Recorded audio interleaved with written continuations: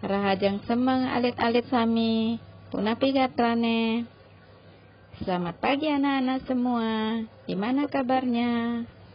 Hari ini Ibu akan memberikan contoh singkat memperkenalkan diri menggunakan bahasa Bali. Dengarkan ya. Pertama, mengucapkan salam pembuka. Anak-anak bisa memakai Om Swastiastu atau Rahajang Semeng.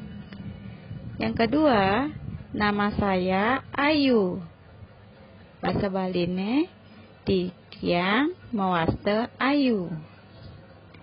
Nomor 3, saya berasal dari Gianyar. Tiang Saking Gianyar. Nomor 4, saya berumur 7 tahun.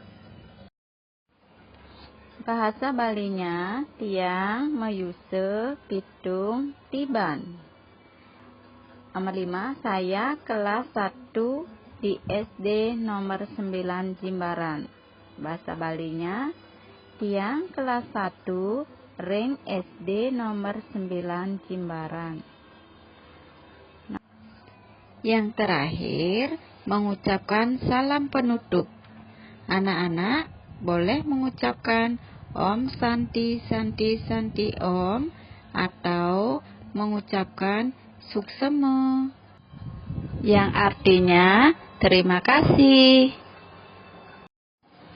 Nah, itulah contoh singkat cara memperkenalkan diri menggunakan bahasa Bali. Suksema.